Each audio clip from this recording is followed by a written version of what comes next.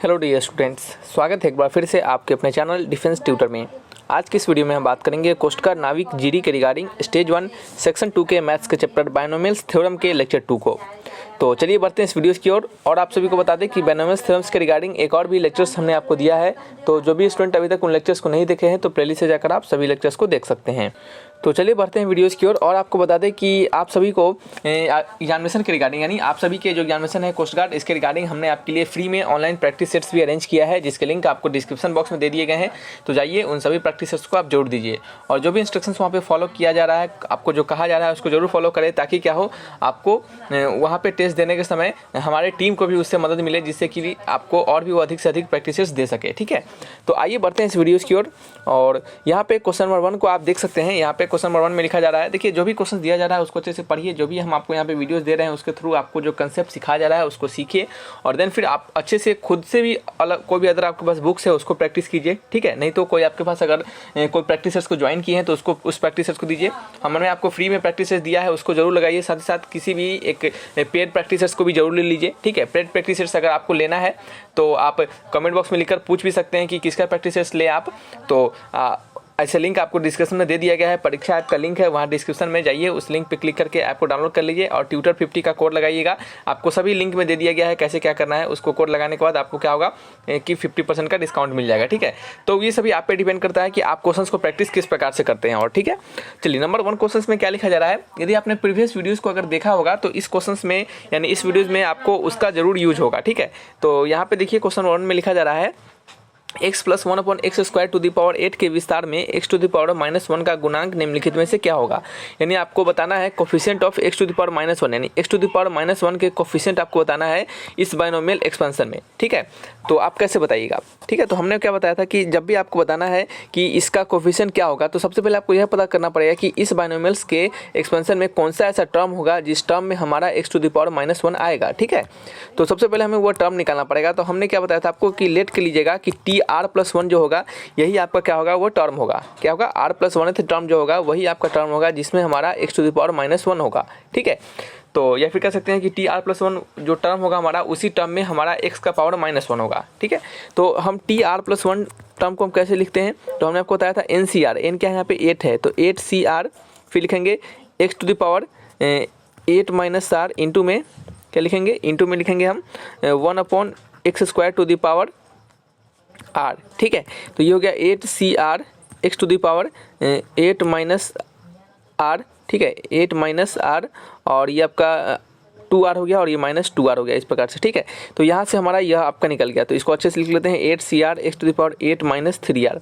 और आपको पता होगा कि हमने इसी टर्म को माना है, यानी हमने क्या माना है कि R+1 टर्म जो है इसी टर्म में हमारा x के पावर -1 है, यानी ये जो आपका वैल्यू होगा वो किसके बराबर होगा, आपका x का पावर जो होगा वो पावर किसके बराबर होगा, -1 के बराबर होगा। तो 8 - 3r = -1। ठीक है, 8 - 3r = -1 होगा।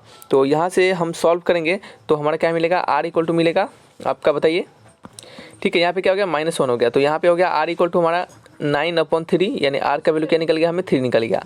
ठीक है, r का वैल्यू में क्या निकल गया, 3। ठीक है, ठीक है, r = क्या निकल गया, 3 निकल गया। हमें क्या निकालना है, हमें निकालना है कोफिशिएंट, हमें निकालना है कोफिशिएंट। ठीक है, तो ठीक है, तो r = में 3 निकल गया, हमें क्या निकालना है, कोफिशिएंट निकालना है। तो देखिए ये जो हमारा होगा ये x टू द पावर -1 होगा और इसका कोफिशिएंट हमारा यही होगा। ठीक है, तो हमें क्या करेंगे, यहाँ पे हम कोफिशिएंट निकालने के लिए r के जगह पे 3 डाल देंगे। ठीक है, तो यहाँ पे लिखते हैं coefficient of x to the power -1, coefficient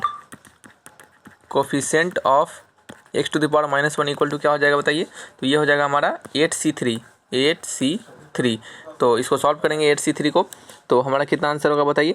तो यहाँ पे इसको सॉल्व करेंगे तो हमारा जो आंसर होगा ये क्या, देखिए ऑप्शन सॉल्व करने की जरूरत है नहीं, सिंपल बात है। यहाँ पे इसका आंसर होगा ऑप्शन नंबर डी। ठीक है, क्योंकि सीधे 8C3 में ही दिया जा रहा है। चलिए नेक्स्ट क्वेश्चन की ओर बढ़ते हैं। नेक्स्ट क्वेश्चन क्या है हमारा, क्वेश्चन नंबर 2। चलिए तो नेक्स्ट क्वेश्चन हमारा क्या है, नंबर 2 क्वेश्चन। नंबर 2 में लिखा जा रहा है कि x² + 1/x to the power 9 के विस्तार में x से स्वतंत्र पद होगा, यानी find the term independent of x in the expansion of इतना। पूछा जा रहा है आपसे कि x से इंडिपेंडेंट, यानी कहना है मतलब x to the power 0, x से इंडिपेंडेंट मतलब x टू द पावर 0 यही होगा। तो आपसे पूछा जा रहा है कि x से इंडिपेंडेंट जो हमारे टर्म होंगे वो इस एक्सपेंशन में वो कौन सा टर्म होगा। ठीक है, तो आपसे यहाँ पे टर्म पूछा जा रहा है, कोफिशिएंट नहीं पूछा जा रहा है आपसे। कभी कभी ये भी पूछा जा सकता है कि x टू द पावर 0, यानी कहने का मतलब x से इंडिपेंडेंट जो टर्म होंगे उनका कोफिशिएंट बताइए। ठीक है, कभी कभी ये भी पूछा जा सकता है, लेकिन यहाँ पे आपसे कोफिशिएंट ना पूछकर आपसे पूछा जा रहा है वो आपका टर्म बताइए कि कौन सा टर्म है। तो हम मानते हैं कि r+1th टर्म जो है क्या है, r+1th टर्म जो है यही क्या है, इंडिपेंडेंट है। ठीक है, यही क्या है हमारा, इंडिपेंडेंट है x से। ठीक है, तो यहाँ पे tr+1th टर्म क्या हो जाएगा हमारा, तो tr+1 हो जाएगा NCR, n क्या है 9CR, फिर क्या होगा x² टू द पावर हमारा 9 - r हो जाएगा, इंटू में 1/x टू द पावर क्या हो जाएगा आपका r हो जाएगा। ठीक है, तो इसको ठीक से लिखेंगे तो 9CR x to the power 9 to 18 - 2r, और ये आपका हो जाएगा -r। ठीक है, तो ये हो जाएगा 9CR x to the power 18 - 3r, क्या होगा 18 - 3r। ठीक है, यही होगा। चलिए यहाँ से क्या करेंगे, फर्दर इसको हम सॉल्व करेंगे आगे। तो हमें पता है कि इंडिपेंडेंट ऑफ x लाना है, यानी कहने का मतलब इसका जो पावर होगा x का पावर क्या होगा 0 होगा, यानी 18 - 3r को क्या करेंगे 0 से इक्वेट करेंगे, तो 3r = 18 निकल जाएगा, तो r = निकल जाएगा 6, हमारा r = 6 निकल जाएगा। तो हमारा टर्म कौन सा होगा आपका, हमारा टर्म होगा 7th टर्म। कौन सा 7th टर्म, क्यों 7th टर्म होगा, क्योंकि r+1th टर्म हमने माना है, तो आपका जो आंसर होगा वो क्या होगा आपका 7th टर्म होगा, क्या होगा 7th टर्म। ठीक है, लेकिन यहाँ पे क्या है कि देखिए विस्तार में स्वतंत्र पद होगा, तो आपसे यहाँ पे टर्म पूछा जा रहा है, लेकिन आंसर जो है वो कोफिशिएंट दे दिया जा रहा है। ठीक है, तो यहाँ पे ऑप्शन जो क्वेश्चन है आपका वो थोड़ा सा क्या है, इनकरेक्ट है, क्वेश्चन को थोड़ा करेक्ट करना पड़ेगा। यहाँ पे क्वेश्चन नंबर 2 का आंसर है। ठीक है, ये जो प्रीवियस था आपका, ये क्वेश्चन नंबर 1 का आंसर था, तो यहाँ पे थोड़ा सा इसको करेक्ट कर लीजिएगा। यहाँ पे करेक्शन क्या होगा कि आपको इंडिपेंडेंट टर्म तो बताना ही है, एंड साथ ही में आप लिखिएगा एंड कोफिशिएंट। ठीक है, एंड कोफिशिएंट भी बताइए, क्यों, क्योंकि आंसर हमारा कोफिशिएंट ही दिया जा रहा है। तो टर्म क्या होगा हमारा टर्म क्या होगा बताइए, तो टर्म होगा हमारा r+1th टर्म। ठीक है, यानी कहने का मतलब आपका 6 + 1 7th टर्म। 7th टर्म जो होगा वो क्या होगा, इंडिपेंडेंट ऑफ x होगा। ठीक है, और कोफिशिएंट पूछा जाएगा, कोफिशिएंट। ठीक है, coefficient of x to the power 0, यानी इंडिपेंडेंट ऑफ x टर्म वो क्या होगा, तो वो होगा आपका 9CR, r का वैल्यू 6 है, तो 9C6 क्या होगा, 9C6 होगा। इसको सॉल्व करेंगे, फैक्टोरियल 9/6 इंटू में फैक्टोरियल 3, तो इसको करेंगे 9 8 7 फैक्टोरियल 6 से फैक्टोरियल 6 नीचे वाला कट जाएगा, और नीचे हो जाएगा 3 × 2, क्या होगा 3 × 2 हो जाएगा। तो इसको सॉल्व करेंगे तो कितना हो जाएगा आपका, ये आपका 3 3 9 और 2 4 जा, तो ये आपका कितना हो जाएगा 84, कितना 84। ठीक है, तो आंसर मैच कीजिए, ऑप्शन नंबर कौन सा है, ये इज़ द राइट आंसर। चलिए नेक्स्ट आपका है नंबर 3 क्वेश्चन। नंबर 3 में लिखा जा रहा है कि x - 1/x to the power 12 के विस्तार में x से स्वतंत्र पद क्या होगा। फिर से वही हमारा है, हम फिर से मानेंगे r+1th टर्म क्या होगा, इंडिपेंडेंट होगा। ठीक है, क्या होगा, इंडिपेंडेंट होगा x से। ठीक है, तो इसका tr+1th टर्म कैसे निकलेगा, तो 12CR x to the power 12 - r into में -1/x to the power r। ठीक है, तो 12CR और ये -1 पे पावर r बाहर आ जाएगा, और ये हो जाएगा आपका x to the power 12 - r और -r, यानी -1 पे पावर r 12CR क्या होगा, 12CR x to the power 12 - 2r। आपको इंडिपेंडेंट ऑफ x बताना है, यानी x का पावर क्या होगा हमारा 0 होगा, तो 12 - 2r को क्या करेंगे, इक्वेट करेंगे हम 0 से, तो यहाँ पे भी हमारा r का वैल्यू क्या निकलेगा 6 निकलेगा। ठीक है, तो आपसे पूछा जा रहा है कोफिशिएंट, क्वेश्चन नंबर क्या है हमारा 3 का आंसर है, तो कोफिशिएंट। ठीक है, ठीक है, तो यहाँ पे क्या हो गया हमारा कोफिशिएंट ऑफ क्या होगा बताइए, तो coefficient of x to the power 0 या फिर इंडिपेंडेंट ऑफ x वो क्या होगा आपका 12CR, और r का वैल्यू कितना है हमारा 6 है, तो 12C6 क्या होगा 12C6, और साथ ही साथ ये हमारा जो माइनस वाला है ये भी होगा, क्यों होगा, क्योंकि इसको हम ले सकते हैं, क्यों ले सकते हैं, क्योंकि हमारा ये भी कोफिशिएंट में ही है, तो -1 पे पावर r है, r का वैल्यू 6 है, भले यहाँ पे आपका 6 इवन पावर आ रहा है, तो ये माइनस हमारा प्लस में हो जा रहा है, उससे कोई फर्क नहीं पड़ रहा है। लेकिन कभी कभी क्या होता है आपका जब ऑड पावर आएगा, मान लीजिए यहाँ पे 5 आता, तो उस समय क्या होता है हमारा ये माइनस भी लिखा जाता, क्योंकि आंसर हमारा माइनस में आता, और यदि आप इस माइनस को छोड़ देते तो आंसर आपका गलत हो जाता। ठीक है, तो ये छोटी छोटी चीज़ों को भी थोड़ा सा ध्यान रखना होता है। तो 12C6 इसको सॉल्व करेंगे तो 924 is the right answer. Option number कौन सा है, ऑप्शन नंबर ए। चलिए नेक्स्ट आपका है number 4th question. Number 4th में लिखा जा रहा है a + b to the power 9 के विस्तार में a to the power 4 into में b टू द पावर 5। ठीक है, तो यहाँ पे आपको बताना है कि a plus B to the power 9 के विस्तार में a to the power 4 into B to the power 5 का गुणांक क्या होगा, यानी coefficient of a to the power 4 into B to the power 5 in the expansion of a plus B to the power 9। ठीक है, तो मानते हैं फिर से हम वही कि r प्लस 1th टर्म क्या होगा हमारा, r प्लस 1th टर्म जो होगा उसी का पावर, उसी में हमारा a टू द पावर 4 होगा और b टू द पावर 5 होगा।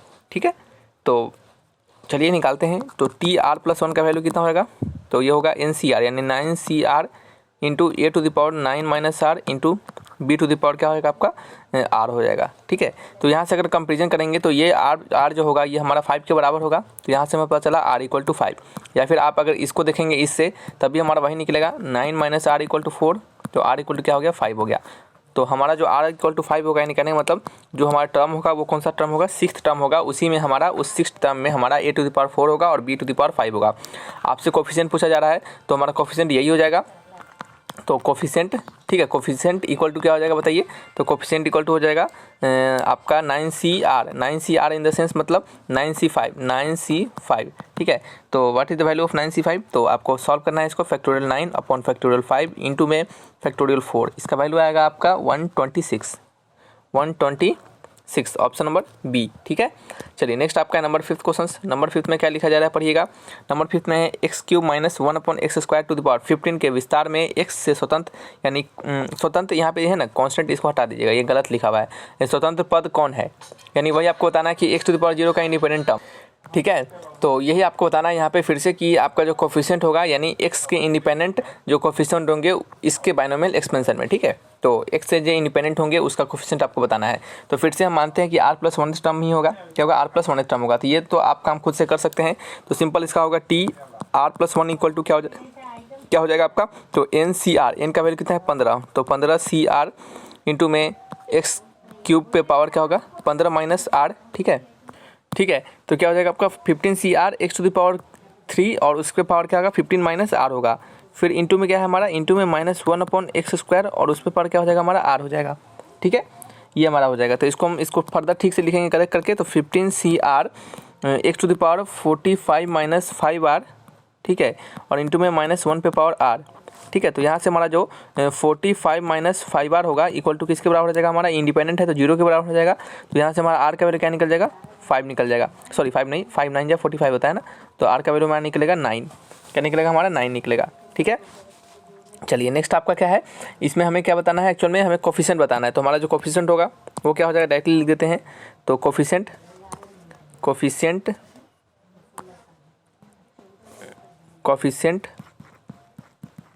ठीक है, कोफिशिएंट इक्वल टू क्या हो जाएगा, वो हो जाएगा आपका माइनस, एक्चुअली में देखिए अब यहाँ पे दिखेगा, याद रखिएगा हमने आपको जो प्रीवियस क्वेश्चंस में बताया था कि कभी कभी क्या होता है जब आपका ऑड पावर आता है तो ये हमारे माइनस को कंसीडर करना पड़ता है, क्योंकि देख सकते हैं जब यहाँ पे 9 डालेंगे यही हमारा कोफिशिएंट होगा, यही होगा ना कोफिशिएंट ये दोनों। तो यहाँ पे जब हम माइनस 9 डालेंगे तो ये हमारा माइनस जो होगा ये आपका माइनस ही रह जाएगा, क्यों, क्योंकि हमारा ऑड है, तो ये आपका माइनस हो जाएगा 15C9, क्या हो जाएगा माइनस में 15C9, तो इसका आंसर होगा माइनस 15C9। और यदि आप इस माइनस को नहीं डालते तो ही आपका आंसर गलत हो जाता है। ठीक है, तो ऑप्शन नंबर क्या होगा, सी इज़ द राइट आंसर। चलिए बढ़ते हैं क्वेश्चन नंबर 6 की ओर।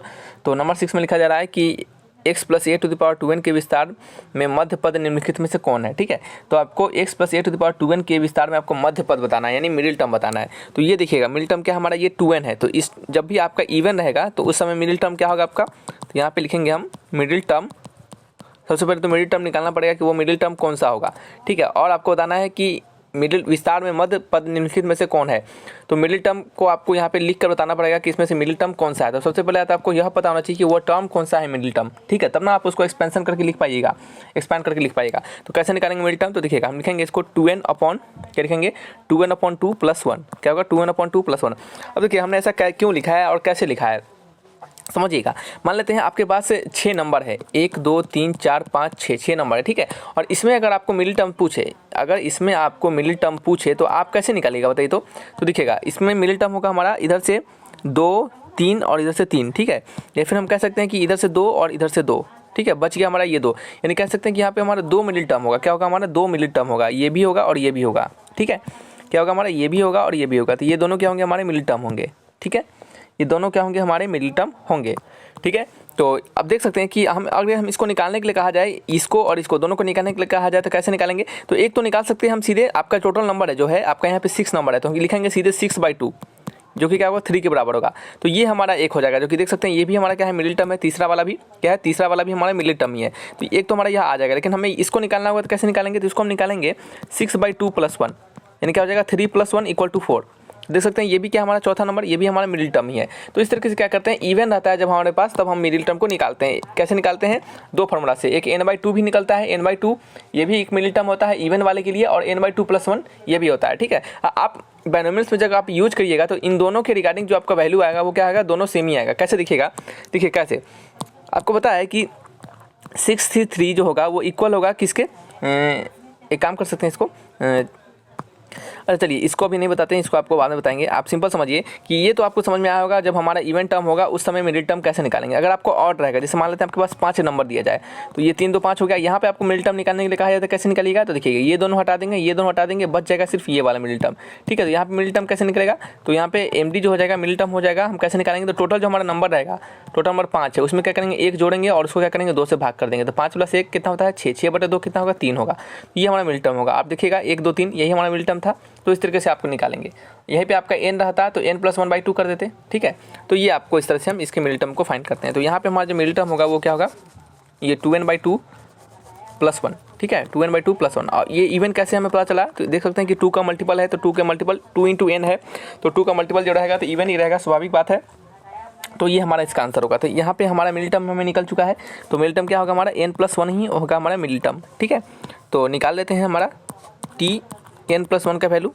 क्या निकालेंगे, n + 1 का वैल्यू निकालेंगे, तो NCR यानी 2NCN × x⁴ 2n - n यानी सिंपल n × a⁴n। ठीक है, ये क्या होगा हमारा आंसर होगा। ये किस में मैच कर रहा है, ऑप्शन मैच कीजिए। तो ये ऑप्शन नंबर ए है, तो option number A is the right answer. ठीक है, तो इतना जो हमने अभी तो आपको कहानी बताया है मिडिल टर्म और आपके इवन के लिए और ऑड के लिए, तो वो सभी आपको क्वेश्चन बनाने समय काम आएगा और समझ में आएगा आपको। जब क्वेश्चन उससे रिलेटेड आपको जब हम देंगे तो वहाँ पे आपको समझ में आएगा। ठीक है, कि उसका कैसे यूज करना है। इसके लिए कहना था कि डायरेक्टली कंसेप्ट सीख के अगर आप रखिएगा तो आपको वो काम नहीं आएगा, लेकिन अगर आप उसी कंसेप्ट पे क्वेश्चन बनाते हैं या फिर क्वेश्चन के थ्रू कंसेप्ट आप सीखते हैं वो ज़्यादा बेहतर होगा आपके लिए। ठीक है, नंबर 7 क्वेश्चन में पढ़िएगा। नंबर 7 में लिखा जा रहा है क्या आपका कि x⁴ - 1/x³ 11 के विस्तार में मध्य पद निम्नलिखित में से कौन है। तो इसमें आपको मध्य पद बताना है। ठीक है, यानी मिडिल टर्म आपको बताना है। ठीक है, अब देखिए चलिए, ठीक है, इस क्वेश्चन को बनाएंगे हम। देखिए सबसे पहले आपको जो हमारा क्वेश्चन नंबर क्या है 7 है, इसको बनाने से पहले थोड़ा सा आपको बता दें हम एक और चीज़, जो कि हमने क्वेश्चन नंबर 6 में बताना आपको भूल गए थे।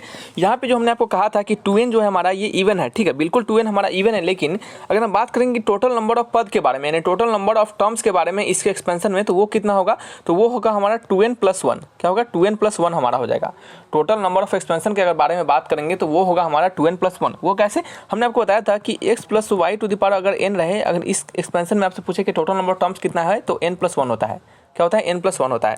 इसको अगर ध्यान रखें तो हमारा इस क्वेश्चन में जो आंसर होगा, बात समझिएगा, यहाँ पे इस क्वेश्चन में जो आंसर होगा हमारा वो तो यही रहेगा, लेकिन यहाँ पे कुछ और चीज़ें जो आपको हमें बताना चाहिए था वो हम भूल गए हैं कि जब भी आपको मिडिल टर्म निकालने के लिए कहा जाए तो आप हमेशा टोटल जो हमारे नंबर होते हैं, टोटल टर्म्स होंगे हमारे बाइनोमियल में, उसको ध्यान में रख के बनाएंगे। कैसे, यहाँ पे जो हमारा टोटल नंबर होगा इस, या फिर कह सकते हैं टोटल टर्म होगा इस बाइनोमियल एक्सपेंशन में, वो कितना होगा 2n + 1 होगा। ठीक है, और अब आपको दिख रहा होगा कि 2n + 1 जो क्या है हमारा, ये एक और टर्म है। ये क्या है हमारा, एक और टर्म है, और हमने और टर्म को, और टर्म के मिडिल टर्म निकालने के सिखाया है हमने। कैसे सिखाया है, तो वो हम करते हैं सीधे कैसे, 2n + 1 में एक और जोड़ते हैं। क्या करते हैं, जैसे हमने 5 बताया था तो क्या करते थे, 5 में 1 जोड़ के 2 से भाग करते थे। ठीक है, उसी तरह हम क्या करेंगे 2n + 1 में 1 जोड़ेंगे। ठीक है, तो 2n + 1 में 1 जोड़ेंगे तो क्या हो जाएगा, 2n + 2 हो जाएगा, और उसको क्या करेंगे 2 से भाग कर देंगे।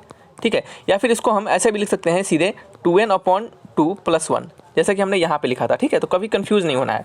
अब देखिएगा ये आपको कंसेप्ट अगर अच्छे से समझ में आया होगा तो इसमें अगर देखेंगे तो हमारा इसके विस्तार में मध्य पद पूछा जा रहा है, तो हमारा यहाँ पे 11 है, तो टोटल टर्म कितना हो जाएगा, तो टोटल टर्म हो जाएगा हमारा, यहाँ पे लिखेंगे हम टोटल टर्म, वो कितना हो जाएगा 11 + 1 जो कि होगा 12। तो मिडिल टर्म कौन सा हो जाएगा, मिडिल टर्म, अब आपको पता है कि 12 क्या है हमारा, एक इवन नंबर है, तो मिडिल टर्म यहाँ पे क्या होगा हमारा 2 होगा। कौन सा होगा, एक 12/2 एंड एक होगा 12/2 + 1। ठीक है, यानी एक होगा 6 एंड एक होगा 7। क्या होगा, एक होगा 6 और दूसरा होगा 7। ठीक है, यही दोनों होगा, यही होगा। ठीक है, अब चलिए हम निकालेंगे इसका कोफिशिएंट। तो कोफिशिएंट कैसे निकलेगा, तो कोफिशिएंट निकलेगा हमारा सिंपल सा है। यहाँ पे सबसे पहले तो करने वाले हैं, यहाँ पे हम 6 को लेंगे। ठीक है, सबसे पहले तुम क्या करेंगे 6 को लेंगे, तो चलिए 6 को लेते हैं। तो जब हम 6 को लेंगे तो हमारा बनेगा 11C5, एक कम हो जाता है, हमने आपको बताया है। जैसे T6 को हम क्या लिख सकते हैं, T5+1, ये हमारा n+1 के टर्म में हो गया, यानी R+1 वाला तरीका में हो गया। तो आप इस तरीके से समझ सकते थे। तो यहाँ पे जब 5 है तो हमारा, जब यहाँ पे 6 है तो हमारा एक कम होकर यहाँ पे लिखाता है, ठीक है। तो यहाँ पे हम 11C5 लिखेंगे, ठीक है। इंटू में क्या लिखेंगे, इंटू में जो हमारा एक्सपेंशन का तरीका है उसको लिखेंगे, तो x⁴ और उस पर क्या हो जाएगा हमारा 11 - 5, x⁴ 11 - 5 यानी सिंपल x⁴ और एक सेकेंड, ये 4 होगा ना पावर, यहाँ पे 4 भी तो है। और इंटू में क्या होगा -1/x³ क्या होगा आपका 5 होगा। तो इसको आप सॉल्व कर लीजिएगा, क्या कीजिएगा, इसको आप सॉल्व कीजिएगा, ठीक है। और एक और क्या होगा हमारा, इसको सॉल्व करेंगे तो हमारा एक मिलेगा -462 × x⁴ क्या होगा, -462 × x⁴ मिलेगा। और दूसरा कोफिशिएंट क्या हो जाएगा, दूसरा कोफिशिएंट क्या होगा, जब हम क्या करेंगे, जब हम लेंगे 7th टर्म को, तो 11C क्या लेंगे, 11C6 और इंटू में x⁴, उस पे पावर क्या होगा, 11 में से 6 गया तो क्या होगा आपका 5 होगा। और यहाँ पे जगह नहीं मिल पा रहा है, अफसोस है, ठीक है। तो चलिए, अफसोस नहीं करने की बात है, यहाँ पे सिंपल सा है कि नेक्स्ट पेज ले लेंगे, उससे अच्छा ज़्यादा बेहतर रहेगा। एक ही साथ घचपच करके लिखने से बेहतर है कि नेक्स्ट पेज में लिखा जाए, ताकि आपको समझ में आ पाए और PDF को जब आप पढ़े तो पढ़ने में परेशानी ना हो, ठीक है। तो कोफिशिएंट 11C एक क्या है हमारा 7th है, तो यहाँ पे 6 हो जाएगा, और x⁴ है, उसमें से घट जाएगा, क्या हो जाएगा 5 हो जाएगा। और यहाँ पे क्या हो जाएगा -1/x³, उस पर पावर क्या हो जाएगा हमारा सिंपल 6 हो जाएगा, ठीक है। इसको फर्दर सॉल्व कर लीजिएगा अपना आप, और जब सॉल्व कीजिएगा तो आपको निकलेगा 462 × x², क्या निकलेगा 462 × x²। ये दोनों जहाँ पे होगा आपका, और माइनस में निकलेगा ये भी, ठीक है। अच्छा, माइनस में नहीं निकलेगा, क्यों, क्योंकि यहाँ पे इवन पावर तो ये प्लस हो जाएगा। तो अब ये दोनों जो भी आंसर है, यही आंसर होगा हमारा, जो कि होगा आंसर ऑप्शन नंबर C, ठीक है। ये दोनों हमारा इसमें है, तो इसका दोनों होगा, मिडिल टर्म दोनों होगा। क्यों दोनों होगा, क्योंकि इवन है, इवन में 2 मिडिल टर्म होते हैं, हमने आपको समझाया है, 6 वाला एग्जाम्पल देखकर हमने आपको बताया था, ठीक है। तो इस तरीके से आप इसको याद रखिएगा, रटने की जरूरत नहीं है, रटने की जरूरत बिल्कुल नहीं है, ठीक है। आपको पूछा जा रहा है कि इसके विस्तार में मिडिल टर्म कौन सा होगा, ठीक है, फिर से वही काम है, फिर से वही काम है। तो चलिए कर लेते हैं। टोटल टर्म कितना है, टोटल टर्म कितना है बताइए। तो टोटल टर्म है हमारा 10 + 1 यानी 11। हमारा क्या है, ये ऑड टर्म है, तो मिडिल टर्म कैसा होगा, मिडिल टर्म, ठीक है। मिडिल टर्म क्या होगा, मिडिल टर्म होगा 11 + 1/2 यानी कितना होगा 12/2 यानी 6, ठीक है। कोफिशिएंट बताना है आपको, ठीक है, कोफिशिएंट आपको बताना है। तो कोफिशिएंट, ठीक है, कोफिशिएंट क्या हो जाएगा, कोफिशिएंट हो जाएगा हमारा यहाँ पे 10C। आपको एक्चुअल में ये कोफिशिएंट हमें नहीं लिखना चाहिए, क्यों नहीं लिखना चाहिए, क्योंकि कोफिशिएंट जब हम लिख रहे हैं तो यहाँ पे क्या हो जा रहा है, हमारा x की पावर भी हमारा आंसर में आया जा रहा है। तो हमें कोफिशिएंट एक्चुअल में नहीं लिखना चाहिए, हमें लिखना चाहिए यहाँ पे सिंपल T7th टर्म, ठीक है, T7th। हमें यहाँ पे लिखना चाहिए T6, ना कि कोफिशिएंट, ये गलत तरीका है, ठीक है, ऐसे नहीं लिखना चाहिए, T6। और यहाँ पे क्या होना चाहिए, यहाँ पे हमने सही लिखा है, ठीक है। अब चलिए, यहाँ पे क्या हमारा, हमें लिखना है T, जो हमें टर्म होगा 6 टर्म निकालना है, ठीक है। तो T6 हमें निकालना है, तो T6 मतलब कितना हो गया, आपको कैसे निकालेंगे, तो हम निकालेंगे इसको, यहाँ पे 10 है हमारा, तो NC6 यानी N यानी 10C5, एक कम होता है तो 10C5, ठीक है। इंटू में हमारा क्या होगा x² 5 इंटू में -2/x² क्या होगा आपका 5 होगा, ये होगा आंसर हमारा। इसको फर्दर सॉल्व करेंगे तो जो हमारा सॉल्व करने के बाद जो वैल्यू मिलेगा वो निकलेगा -8064 × x⁵। याद रखिएगा, आप ना कैलकुलेशन के पीछे नहीं भागिएगा ज़्यादा, ठीक है। क्यों, क्योंकि जब आपके एग्जामिनेशन होंगे तो उसमें आपको कैलकुलेशन ईजी दिया जाएगा, कभी भी कैलकुलेशन वहाँ पे हार्ड नहीं दिया जाएगा। क्योंकि अगर कैलकुलेशन हार्ड दिया जाता है तो फिर क्या होगा, समय ज़्यादा लग जाता है और समय कम होता है वहाँ पे बनाने के लिए। तो कैलकुलेशन पे आपको फोकस नहीं करना है, कंसेप्ट पे फोकस करना है। कंसेप्ट सीख लीजिए, बिल्कुल आपको एग्जामिनेशन में जो क्वेश्चन दिया जाएगा उसको जितना से जितना हो सके आपको उसका कैलकुलेशन आपको इजी दिया जाएगा, ठीक है। सो कैलकुलेशन के लिए परेशान नहीं होना है कि सर लंबा लंबा कैलकुलेशन आ रहा है, तो उसके लिए आपको परेशान नहीं होना है, ठीक है। चलिए, तो इसका आंसर हमारा यही होगा। और ये आंसर जो होगा वो कौन सा ऑप्शन में होगा, तो ऑप्शन देखेंगे तो हमारा डी ऑप्शन मैच कर रहा है 8064, ठीक है, 8064, ठीक है। तो माइनस टाइम्स ऑफ 8064। चलिए, नेक्स्ट आपका है number 9th question. Number 9th में भी क्या निकालना है आपको, 2 + 3x⁴ के विस्तार में मध्य पद के गुणांक का मान निम्नलिखित में से कौन होगा। मध्य पद के गुणांक यानी कहने का मतलब है यहाँ पे हमें अब क्या निकालना है, कोफिशिएंट को फाइंड करना है, ठीक है, कोफिशिएंट को फाइंड करना है। तो मिडिल टर्म हमारा कौन सा होगा बताइए, मिडिल टर्म तो देख सकते हैं ये हमारा 4 है, यानी क्या होगा आपका 4 + 1 यानी 5। ये क्या हो जा रहा है हमारा ऑड हो जा रहा है, तो 5 + 1/2 यानी 6/2 यानी तीसरा टर्म, ठीक है, क्या होगा तीसरा टर्म। तो तीसरा टर्म हमें पता चल चुका है। तो कोफिशिएंट हमें फाइंड करना है। सबसे पहले तो हम T3 निकालेंगे, ठीक है। T3 निकालेंगे तो वो क्या हो जाएगा 4C2 into 2 to the power क्या हो जाएगा हमारा 2 इंटू में 3x टू द पावर क्या हो जाएगा हमारा 2 हो जाएगा, ठीक है। और हमें क्या निकालना है एक्चुअल में यहाँ पे कोफिशिएंट फाइंड करना है, ठीक है। तो कोफिशिएंट फाइंड करेंगे तो क्या हो जाएगा आपका 4C2 क्या हो जाएगा 4C2 इंटू में 2 टू द पावर 2 इंटू में 3 टू द पावर 2, ठीक है। ये क्या होगा हमारा इसका कोफिशिएंट होगा। तो इसको फर्दर सॉल्व कीजिएगा तो आंसर क्या होगा हमारा, इसको आंसर सॉल्व करेंगे तो आंसर निकलेगा हमारा 216। क्या निकलेगा 216। तो हमने सॉल्व करके रखा है तो इसका आंसर होगा ऑप्शन नंबर डी, ठीक है। चलिए आइए बढ़ते हैं क्वेश्चन नंबर 10 की ओर। नंबर 10 में क्या लिखा जा रहा है 1 + x टू द पावर 24 के विस्तार में सबसे बड़ा गुणांक निम्नलिखित में से कौन है। आपको यहाँ पे सबसे लार्जेस्ट गुणांक बताना है। क्या बताना है आपको सबसे लार्जेस्ट गुणांक, ठीक है। तो याद रखिएगा ये भी जो क्वेश्चन होते हैं ये भी हमारे मिडिल टर्म के ही क्वेश्चन होते हैं। कैसे कैसे आप इसको सीखिए। देखिए जब भी आपको क्वेश्चन में कहा जाए कि किसी भी बाइनोमियल एक्सपेंशन के विस्तार में या फिर कह सकते हैं किसी भी बाइनोमियल एक्सपेंशन के दौरान आपको लार्जेस्ट कोफिशिएंट आपको बताना है कि लार्जेस्ट टर्म का कोफिशिएंट क्या होगा, तो जो मिडिल टर्म होता है यही जो हमारे टर्म होते हैं इसका कोफिशिएंट क्या होता है सबसे लार्जेस्ट होता है। यानी मिडिल टर्म का जो कोफिशिएंट होता है यही क्या होता है हमारा सबसे लार्जेस्ट होता है। तो आपको क्या करना है यहाँ पे 1 + x टू द पावर 24 के विस्तार में यानी इसके एक्सपेंशन में आपको सबसे बड़ा गुणांक जो होगा वो मध्य पद का ही गुणांक होगा, यानी मिडिल टर्म का कोफिशिएंट ही होगा। तो यहाँ पे लिखेंगे 1 + x टू द पावर 24 या फिर लिख सकते हैं ऐसे expansion of in expansion of 1 + x to the power 24 largest coefficient, ठीक है। लार्जेस्ट कोफिशिएंट इक्वल होता है किसके आपके कोफिशिएंट ऑफ मिडिल टर्म के, कोफिशिएंट ऑफ मिडिल टर्म के, ठीक है। तो इस बात को हमेशा याद रखिएगा, ये कंसेप्ट है आपका और इसी कंसेप्ट पे लगा के ऐसे क्वेश्चंस को हम बनाते हैं। तो सबसे आपको लार्जेस्ट कोफिशिएंट पूछा जा रहा है तो सबसे पहले तो आपको मिडिल टर्म फाइंड करना पड़ेगा, ठीक है। तो मिडिल टर्म फाइंड करते हैं। मिडिल टर्म हमारा कौन सा होगा, तो मिडिल टर्म होगा हमारा 24 है तो 24 + 1 24 + 1/2 एक सेकेंड 24 + 1/2 नहीं करेंगे तो 24 + 1 हमारा टोटल टर्म होगा और उसमें एक और जोड़ेंगे तो 24 + 2 हो जाएगा 2 हो जाएगा, ठीक है। तो ये हमारा कितना हो जाएगा बताइए। तो ये हमारा हो जाएगा आपका 24 और 2 होता है आपका 26 और 13 हो जाएगा, क्या हो जाएगा 13 हो जाएगा, ठीक है। तो आपको सबसे पहले T13 निकालना पड़ेगा।